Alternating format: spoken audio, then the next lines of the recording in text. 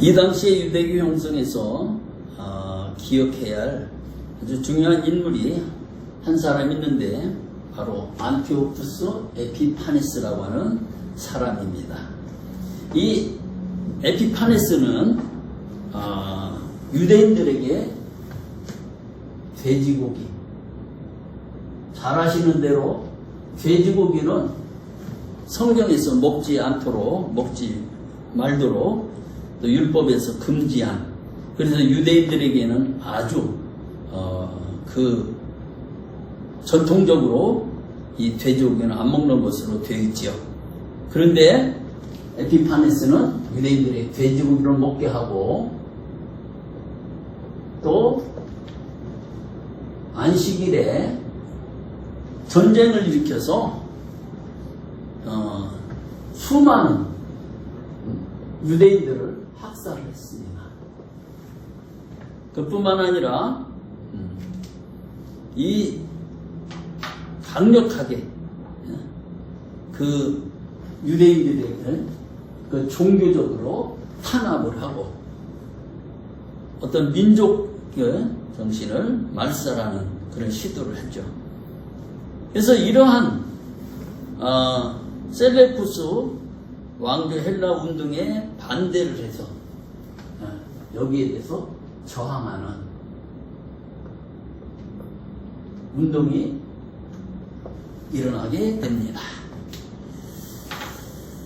이 운동을 마카비 운동이라고 부르는데 또 마카베오라고도 합니다.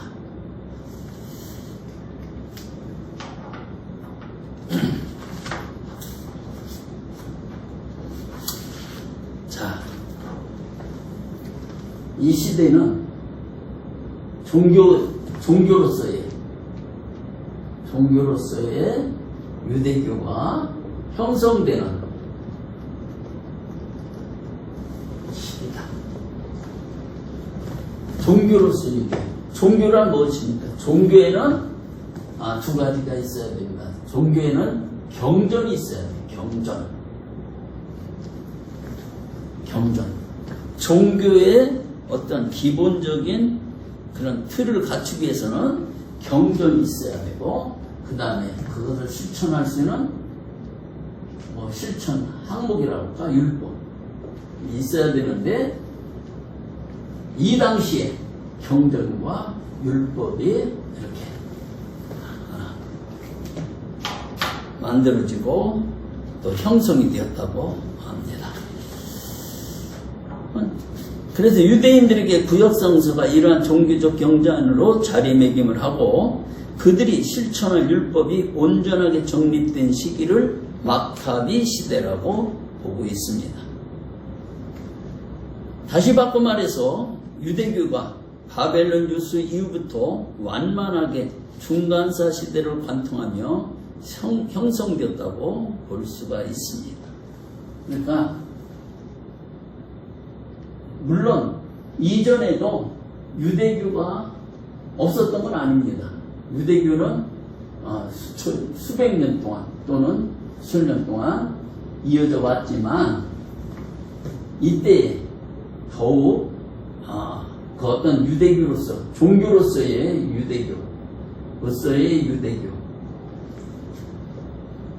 유대교가 틀을 만들었다. 그래서 유다이즘 형성의 시기다. 이렇게 보는 것이죠. 그러면 이러한 유다이즘이 형성되게 되는 배경은 뭐냐면 앞에서도 이야기한 것처럼 셀레우코스 왕조가 들어오면서 강력하게 헬라화를 추진하고 그러면서 유대인들의 종교를 탄압하고 유대인들의 지켜온 수천 년 동안 수백 년 동안 지켜온 어떤 전통과 관습을 말살하는 그런 정책이 그들에게 위기의식을 가져오겠다는 것이죠. 헬라화의 물들어가고 헬라 문화에 침식을 당해서 결국에는 자신들의 지켜온 종교가 사라지고 또는 자신들의 지켜온 수백 년 동안 지켜온 어떤 전통과 관습이 사라지고 자기들의 정체성에 혼란이 오고 정체성이 흔들려 오니까 이들은 이 종교와 정체성을 지키기 위해서 더욱 율법을 공고히 하고 그 실천에 대한 그런 율법을 또 세분화하고 이렇게 세워갔다고 하는 그런 뜻이 되겠습니다.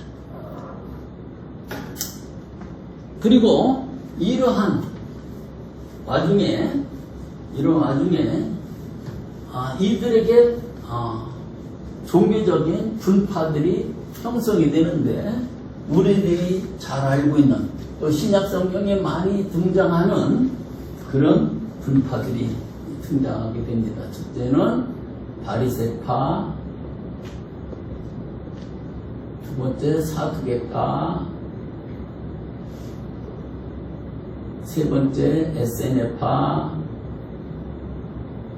네 번째 열심당원, 이런 것들이 형성이 되어지고 또 더 나아가서 메시아 사상이 형성되고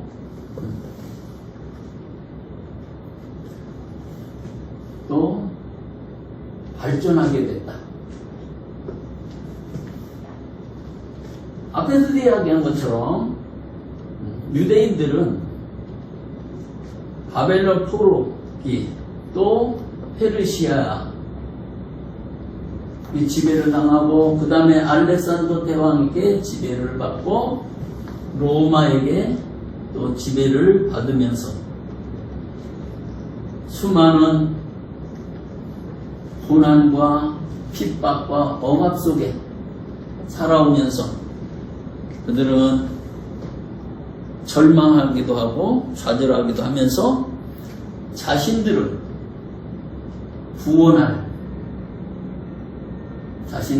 구원할 메시아 대망 사상을 메시아를 대망했다. 이런 얘기입니다. 어찌 보면 이런 부분들은 다분히 자연스러운 현상이라고 말할 수 있어요.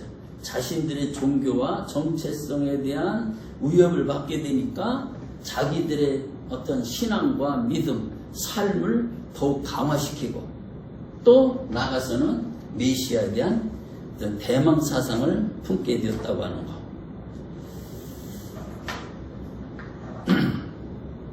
자,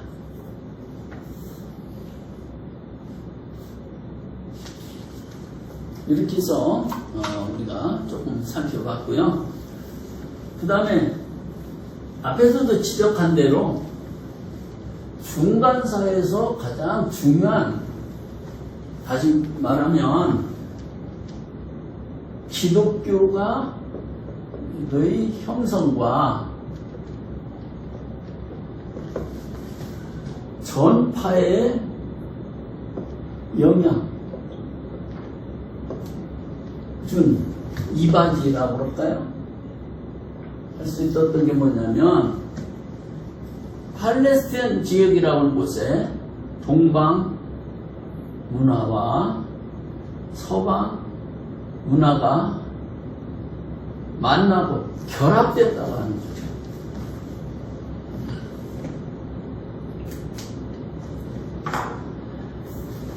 이러한 동방 문화와 서방 문화가 결합은 이후에 기독교의 형성과 또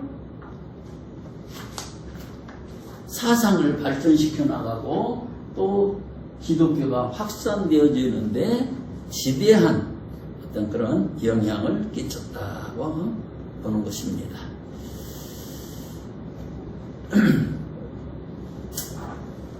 그래서 이런 부분들을 종합적으로 볼 때에, 이런 부분들을 종합적으로 우리가 볼 때에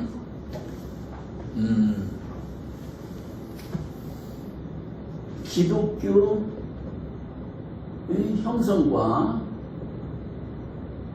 발전을 위한 토대가 준비됐다. 그래서 이런 부분들을 하나님의 역사하심으로 보는 것이죠.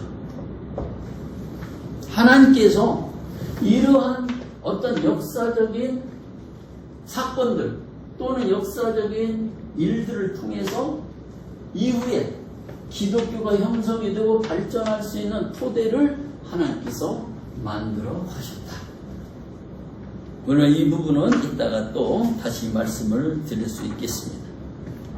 잠깐 우리가 중간사 시대에 우리가 꼭 또 잊지 말고 기억하고 알고 넘어가야 될 부분이 있습니다.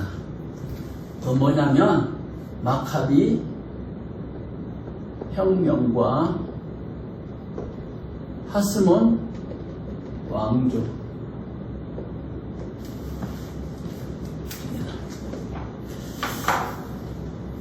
앞에서도 말씀드린 대로 안티오코스 4세는 유대인을 대상으로 해서 칙령을 선포하게 되는데, 이 안티오코스 4세가 발표한 칙령에는 유대인들은 하나님께 제물과 술을 바쳐서 안 되고 안식일을 포함한 모든 유대교의 축제를 지키지 말아야 된다. 안티오코스 4세 칙령, 하나님 경배 금지, 또 축제일 지키지 말라. 3.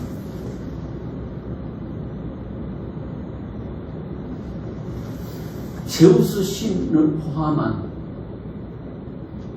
이방 신 숭배.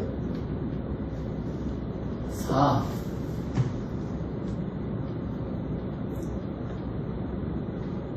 할례 금지. 5. 토라 소지 및 실천 금지.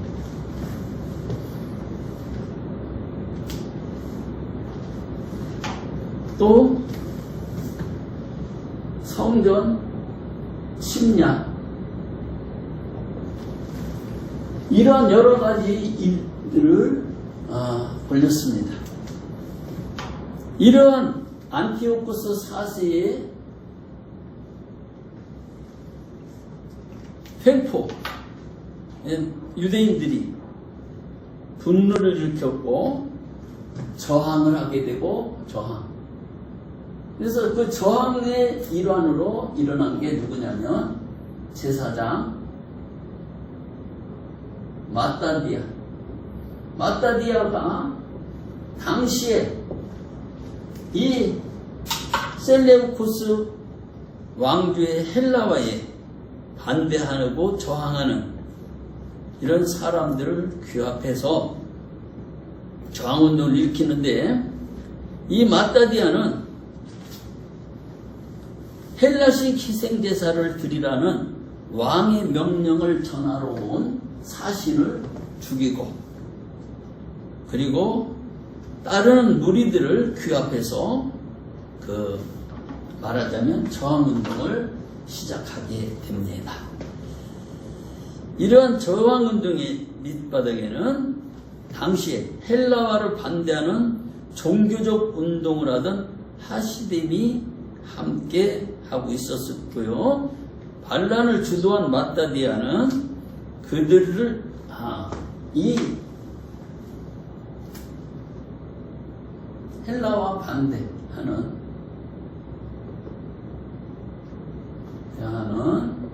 세력들 규합해서 항전을 시작하게 됩니다. 이것이 유대인 독립전쟁의 발단이 되었고, 셀레우코스 왕조가 세운 우상들을 파괴하고 변절한 유대인들에게 강제로 할 일을 행하게 하고 무너진 회당을 재건하게 됩니다. 그러나 BC 166년 마따디아가 셀레우코스 군대와 싸우다 전사하고 그의 아들 마카비가 뒤를 이어 지도자가 되어 유대의 독립투쟁을 더욱 가속적으로 전개하게 됩니다. BC 164년에는 예루살렘에 입성하여 시리아인들에 의하여 더럽혀진 성전을 탈환하고 율법의 규정대로 정화를 합니다.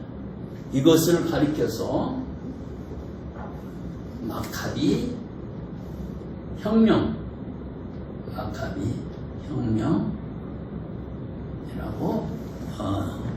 부릅니다. 그러나 이 마카비 역시 셀레우코스 군대와 싸우다 전사하고 그의 동생 요나단과 시몬이 이어받아 저항 운동을 이어갑니다. 기원전 BC 142년 시몬은 시리아와 이집트가 내분으로 인해 기력이 쇠퇴한 틈을 이용하여 유대의 독립을 쟁취하게 되는데, 이때의 독립쟁취,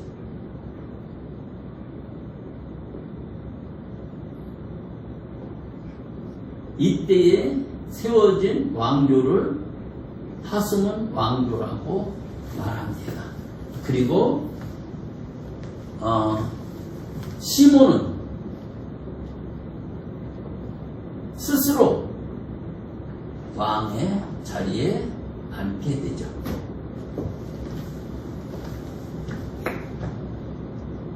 그러나 이러한 제사장이 왕의 자리까지 차지한 경직에 대해서 불만을 품은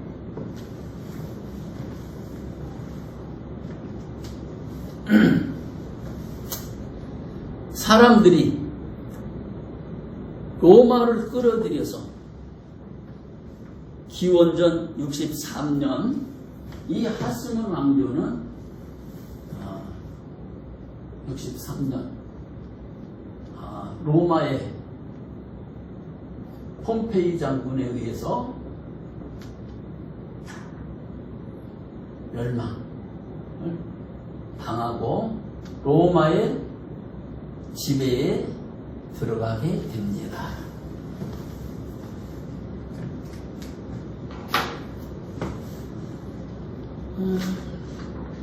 자, 그러면 유대교 안의 분파에 대해서 좀 잠깐 소개하고 넘어갑니다.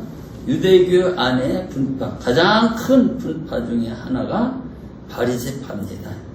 이 바리새라고 하는 뜻은 분리된 자, 구별된 자라는 뜻의 히브리에서 유래를 했고, 주전 4세기경에 개혁주의 신앙 집단의 하시림이 마카비 혁명 기간 동안 시리아의 헬라화 정책에 대항하여 조직한 단체로 알려져 있습니다. 신학적 특징 및 기본 사상은 안식일법, 음식법, 정결법을 특히 중시했고 서기관들이 지도자 역할을 했습니다. 토라 준수의 엄격성과 정확성을 요구했고 구전전성, 즉 구전율법, 미신화, 장로들의 유전을 강조했고요. 사도계파와는 다르게 영혼불멸, 부활, 천사, 영들을 믿었습니다. 하나님의 예정과 자유의지를 존중했고, 그러나 전통을 지나치게 중시하고 율법을 고수하다가 당시 가장 큰 세력을 형성하였으나 지나친 형식주의에 빠져서 율법의 참정신을 상실하는 잘못을 범하였습니다. 그러니까 너무 형식주의 또 가식적인 것에 매몰됐다고 하는 것입니다. 사두개파 명칭의 유래는 다윗과 솔로몬의 시대 대제사장 사두개 이름에서 유래되었고요. 기원전 152년 하스몬 왕과 요나단이 왕과 대제사장직을 겸하게 되었을 때에 반대하지 않고 동조했던 대부분의 제사장과 예루살렘의 고층들이 사두개파를 형성하였습니다. 신학적 특징 및 사상은 당시 집권 여당 세력으로 진보적 헬라주의를 표방했고 모세 오경만을 정경으로 인정했습니다. 내세 부활 영적 세계, 천사, 마귀, 하나님의 섭리 예정 등을 인정하지 않았습니다. 레위인의 정결의식과 제사의식, 인간의 자유의식, 인간의 책임 행위에 합당하게 상과 벌이 현세에 주어진다는 보상론을 강조하기도 했습니다. 현세에, 그러니까 이들에게는 내세를 부인했기 때문에 이들은 현세의 보상론을 강조하게 된 것입니다. 주 70년 예루살렘 성전이 로마에 의하여 파괴되면서 지지 기반을 잃고 역사 속으로 사라지게 됩니다. 제사장 그룹을 독점하고 사내들인 공의 다수 의석을 차지한 기득권층을 형성했지만 바리새파와 함께 사내들이 양대 세력을 이룬 신앙의 순수성, 상실, 윤리성 결여로 백성들의 반발을 샀습니다. 에세레파, 경건한 자들이라는 뜻이 히브리에서 유래하였습니다. 마카비 시대의 마카비 동생 요나단이 왕이 되어 주전 152년 불법으로 스스로 대제사장 자리에 오르자 이 항배던 하시던 그룹입니다. 이때 쫓겨난 적법한 대제사장 의교사는 성전을 떠나 주전 150년경 에세네파 연합체를 만들었다고 합니다. 의교사에 동조하기를 거부한 하시든 그룹과 또 바리새파 요나단에 동조하는 예루살렘 성전 제사장 그룹 사두개파, 그러니까 거부한 사람들은 바리새파고 그 동조하는 사람들은 사두개파였다는 것이죠.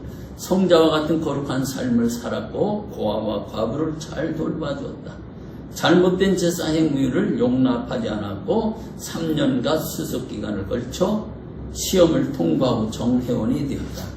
자신들의 공동체를 전체 이스라엘을 대표하는 유일한 하나님의 언약 공동체로 이해했다. 설립 정신은 극단적 종말론과 율법 규정에 합당한 삶을 살아야 한다는 정신을 가졌다. 창조 전에 모든 것을 사전에 규정해 놓으시고 모든 것이 하나님의 뜻에 따라 일어난다고 믿었다. 인간은 죄에 빠진 피조물로 하나님의 인도와 자비를 필요로 하는 존재라고 생각했고 의회교사는 하나님의 종말 심판과 이스라엘 향한 구원의 시작을 자기들의 시대에 체험하리라고 믿었다. 메시아 소망을 가지고 있었다. 초기 기독교의 유사성, 하나님의 성전 교회는 성령을 받은 집단이라고 하는 것과 공동식사와 성찬 예식, 입회 예식으로 비슷했고요. 또 빛과 어둠의 멸망의 자녀와 구원의 자녀라는 용어를 사용한 점에서도 비슷했고요. 몸으로 드리는 제사, 메시아 시대의 악인들과 신자들을 향한 하나님의 절대적 예정, 성경 연구, 죄사함 구원 등 이러한 어떤 사상과 용어들이 초기 기독교와 유사했다고 보는 것입니다. 철저한 금욕생활, 공동생활, 은둔생활, 성경 연구, 종말신앙을 특징으로 하며 사회사본 등 소중한 자료를 남겼다. 열심당, 시기하다 열정이란 히브리에서 유래했다고 보고 있습니다. 주후 6년경 갈릴리 출신 유다가 로마의 세무조사에 반발하여 세운 애국적 무장 독립단체라고 합니다. 신학적 특징 및 사상, 1차 유대전쟁, 당시 로마의 격렬하게 무력 저항에 선봉했었던 자들이고 자겐, 시카리오스 등으로 불렸던 자들이다. 자겐 또는 시카리오스, 강도 등으로 불렸다는 것이죠.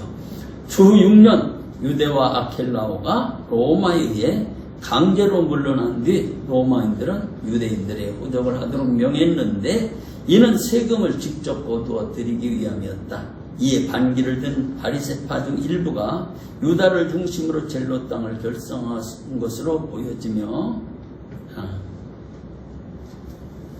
팔레스티나에서 헬라를 사용하는 것을 반대했고 애국과 종교는 분리될 수 없는 것으로 믿고 로마에 대한 세금 납부를 거부했고 로마에 복종하는 것은 곧 이스라엘 참된 왕신을 하나님께 거역하는 것이라고 생각하였다.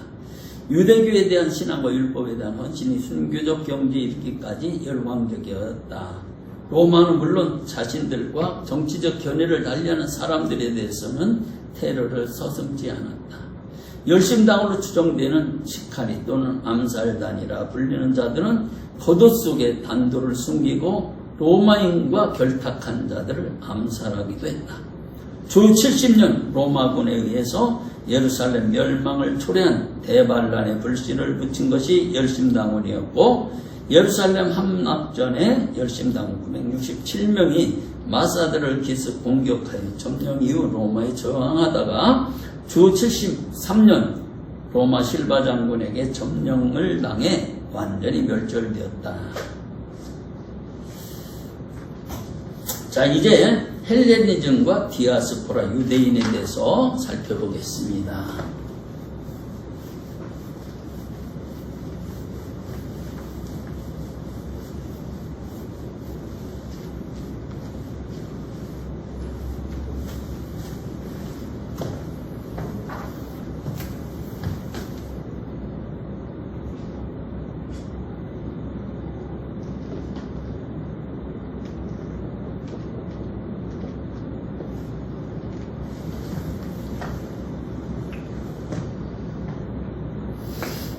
헬레니즘 시대란 알렉산더 제국에서 형성된 국가들이 기원전 323년에서 기원전 2세기 1세기의 로마가 동지중해를 정복하기까지의 기간 동안에 가졌던 제도와 문명을 말한다.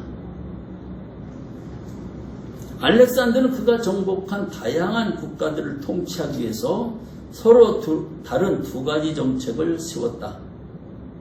하나는 그 지방마다 고유의 전통을 따라서 통치하는 것이고 다른 하나는 그리스 문화를 제국을 묶어주는 기반으로 삼는 것이었다. 이러한 맥락에서 알렉산더에서 이룩된 헬레니즘 세계는 정치적으로 통일된 세계가 아니라 문화적으로 통일된 세계라고 할 수 있다.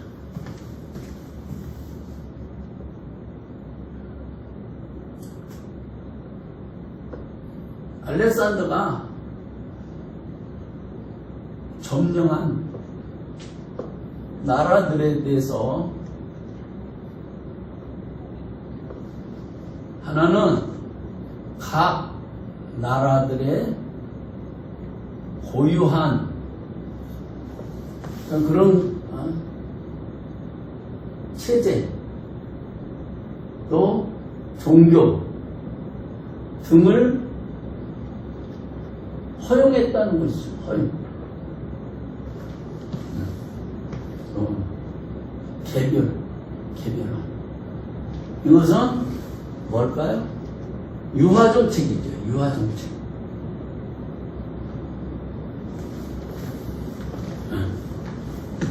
그 넓은 나라들을 정복하고 그 나라들을 효율적으로 다스리기 위해서 유화정책을 폈는데 그게 뭐냐? 그것이 개별화라는 거예요. 두 번째는 뭐냐면 그럼에도 불구하고 제국을 하나로 묶어줄 문화 또는 사상. 그래서 제국이 그 문화로 또 언어로 하나가 될 수 있도록 하는 그런 어떤 시도를 했다는 겁니다. 그래서 이것을 보편화라고 말합니다. 보편화. 하나는 개별화. 그러니까 개념으로 보면은 두 가지가 상반된 그런 개념을 가지고 있습니다. 그래서 이 알렉산더가 지배한 세계는 정치적인 통일이 아니라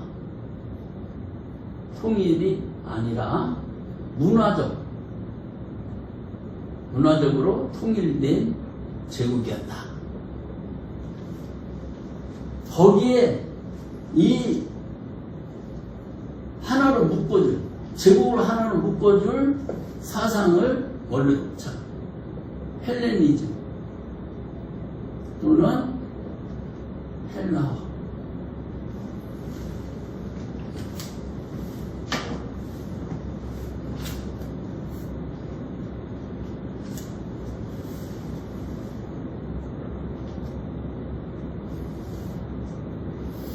헬레니즘은 기독교 형성에 아주 중요한 역할을 하게 되는데, 당시 공용어였던 헬라어로 신약 성경이 쓰여졌고, 헬라어로 신약 성경이 쓰여졌고, 기록. 또 교부들에게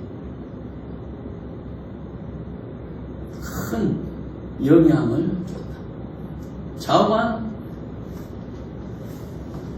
기독교 형성에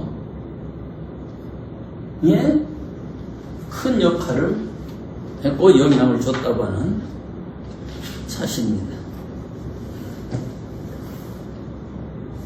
헬레니즘과 유대교의 관계에 대해서 말씀을 드리겠습니다.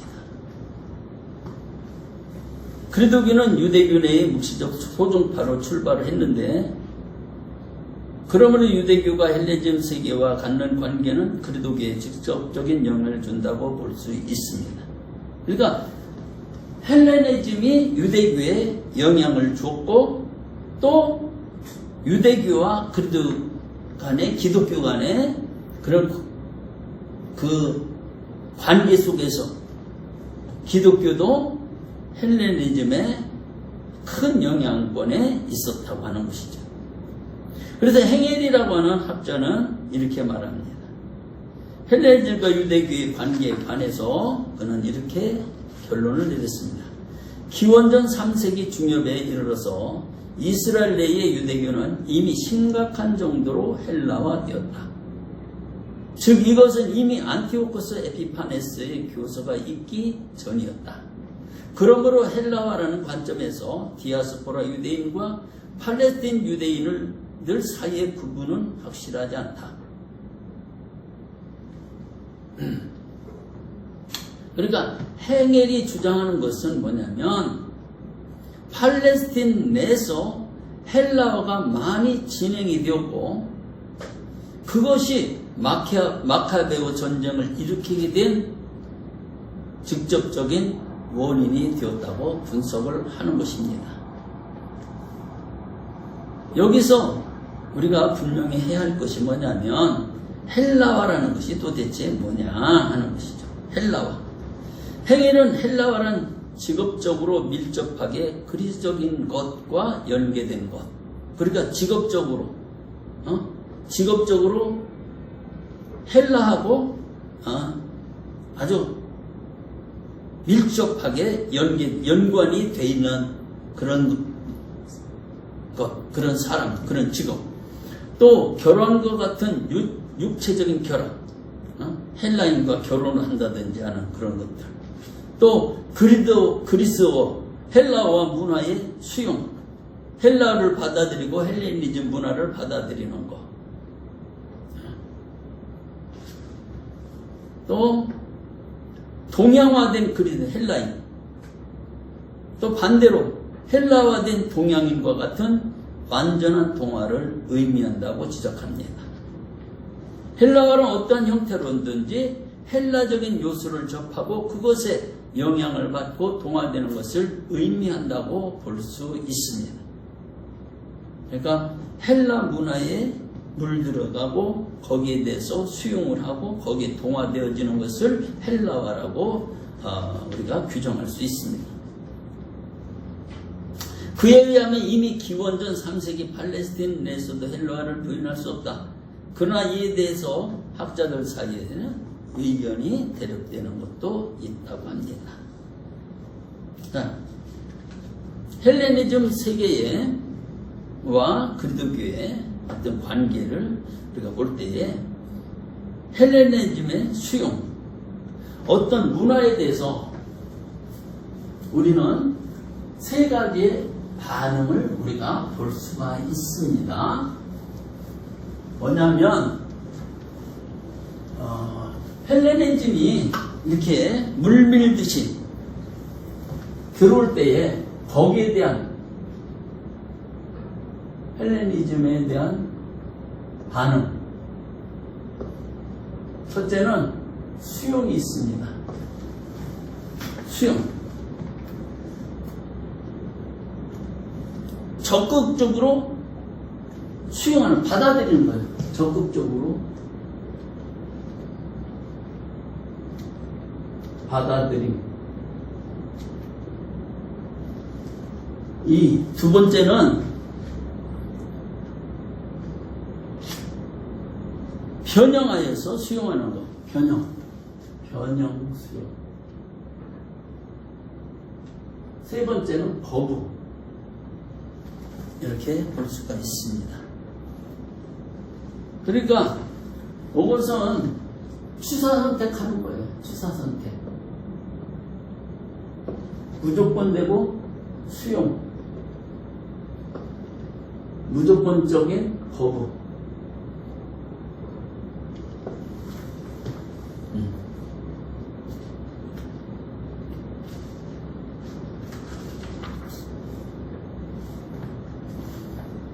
유대교의 경우 헬라의 강요에 대해서 어느 부분은 완전 거부 태도를 보이지만 다른 부분은 수정하여 받아들이거나 아니면 전적으로 흡수한 상태로 변하게 되기도 했다. 그러니까 유대교는 수용하기도 했고 부분적으로 취사 선택하기도 하고 거부한 부분도 있다. 이런 이야기입니다. 또 이러한 부분은 기독교도 마찬가지였습니다. 기독교도 이런 헬레니즘에 대해서 어떤 부분은 적극적으로 수용을 했고 어떤 부분은 취사 선택해서 수용을 했고 어떤 것은 거부했다는 것이죠.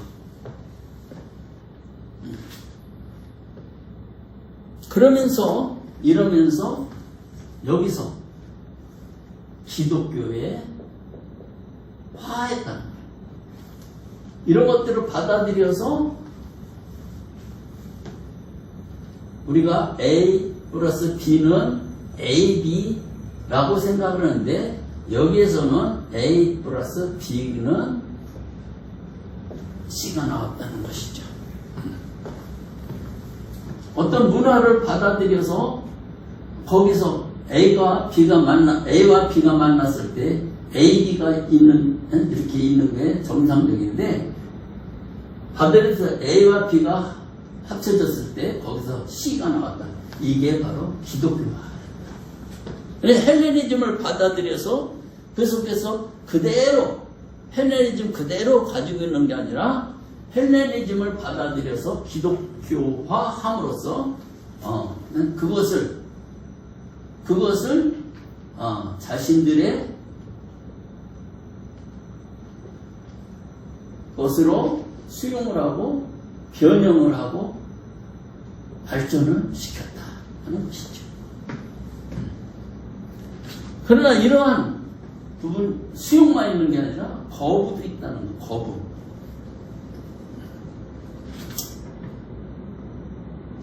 어떤 부분에 대해서 거부를 했느냐? 헬레니즘에 있어서 가장 큰 거부는 뭐냐면 헬레니즘의 사상은 이원론적 이원론적 사상. 이건 뭐냐면 물질 세계와 영적 세계로 이원화해서 보는 거죠. 이원화해서. 세계를 물질의 세계와 영적 세계로 이원해서 보는데, 물질의 세계는 악하고 타락하고 저급하다, 그렇게 본 것이고, 영적인 것은 선하고 고귀하고 것이다. 그런데 이러한 관점에서 보게 되면 어떤 문제가 발생하냐? 물질을 창조하신 하나님은 저급한 신이 되어버리고, 신약에 사랑을 강조하고 가르친 사랑의 신약의 신은 고귀하신 분, 참신, 이렇게 해야 되죠. 그리고 이 문제는 여기서 끝나는 게 아니라 심지어 어떤 문제까지 되냐면 예수 그리스도의 성육신까지 부인하게 되어집니다. 예수 그리스도의 성육신. 예수 그리스도의 성육신에 대해서 부인하게 되죠.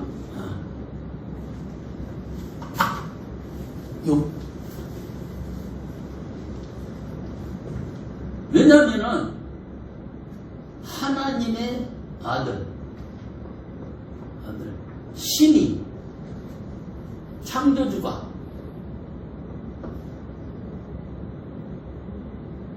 타락한 물질인 인간의 육체를 입고 올 수가 없다는 거예요. 그건 불가능하다는 거예요. 그래서 이 사람들은 예수의 성육신, 탄생을 부인하고 뭐라고 하냐, 가열설이라고. 이 부분은 뒤에 또 기독교 이단들에 대해서 말씀드릴 때 설명해 드리겠습니다. 가열설을 주장하게 되죠. 그러니까 가장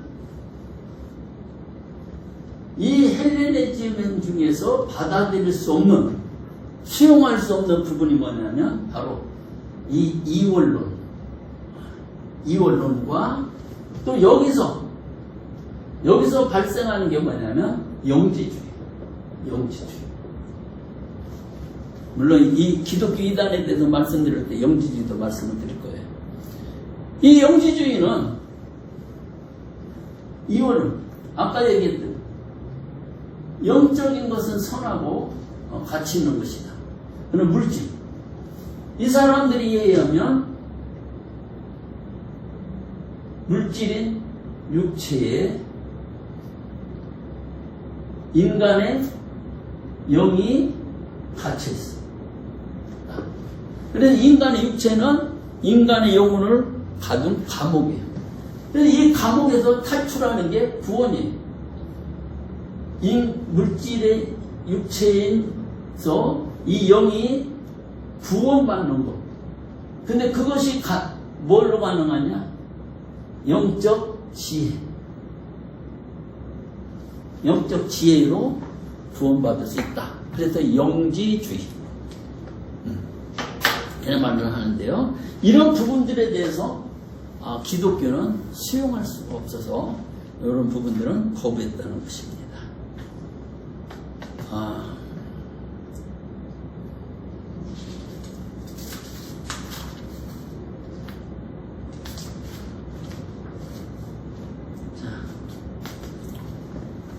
기원후 1세기에 형성된 기독교는 당시에 만연해 있던 헬라 세계 영향으로부터 자유로울 수가 없었습니다.